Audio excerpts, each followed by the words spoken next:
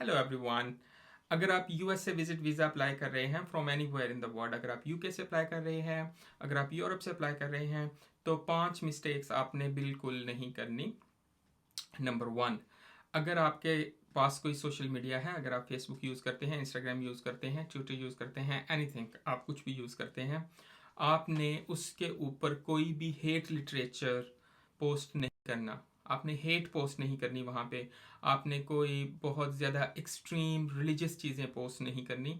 इस चीज़ का आपने ख़ास ख्याल रखना है। अगर आप यूएस विजिट वीज़ा अप्लाई कर रहे हैं, they are smart enough to check your social media, और इनफैक्ट वो आपके फॉर्म में पूछते भी हैं। और नंबर 2, मैं आपको ये बताऊंगा, और हाँ, अगर आप ऑलरेडी कर चुके हो तो please delete, remove that content from your social media.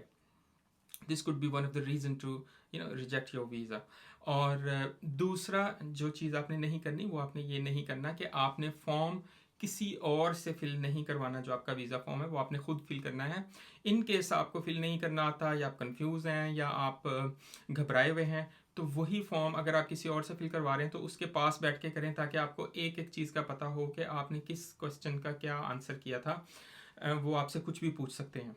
Alright, ये 2 चीज़ें आपने नहीं करनी। और तीसरी चीज़ आपने ये नहीं करनी कि जब आप इंटरव्यू के लिए एम्बेसी में जाएंगे, तो सम टाइम क्या होता है कि एम्बेसी के बाहर कोई ऐसे ही लोग, एजेंट टाइप के लोग फिर रहे होते हैं, जो आपको मिसगाइड कर रहे होते हैं कि आपके डॉक्यूमेंट्स पूरे नहीं है, आपका ये नहीं है, वो नहीं है, वी कैन हेल्प यू, पे us this that.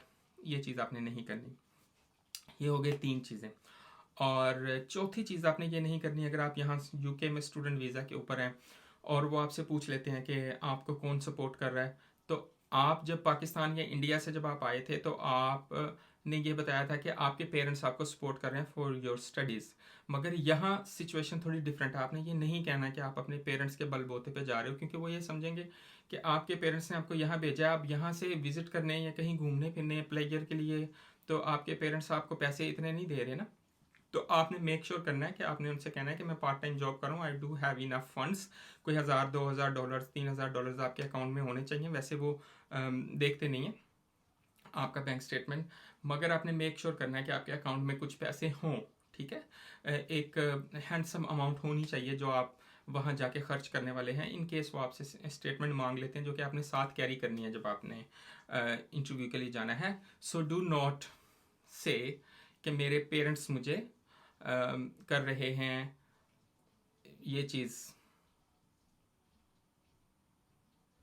So do not से कि आपके जो पेरेंट्स हैं वो आपको स्पॉन्सर कर रहे हैं ये विज़िट। आपको अपना विज़िट खुद ही स्पॉन्सर करना है।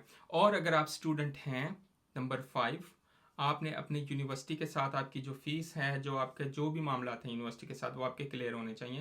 यूनिवर्सिटी के साथ आपका कोई भी उस वक्त इशू नहीं चल रहा होना चाहिए। आपकी फ़ीस डिलेड नहीं होनी चाहिए उस टाइम, क्योंकि अगर आपकी फ़ीस डिलेड है तो वो प्रायोरिटी है, तो वो इस वजह से भी आपका वीज़ा कैंसिल कर सकते हैं।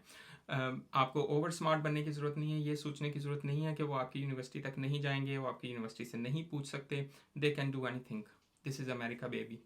ओके, तो ये 5 टिप्स हैं जिनका आपने बहुत सारा ख्याल रखना है। अगर आप इन चीज़ों का ख्याल रखते हैं तो आपके बहुत सारे चांसेस इन्हेंस हो जाते हैं यूएस से विजिट वीज़ा अप्रूव होने के।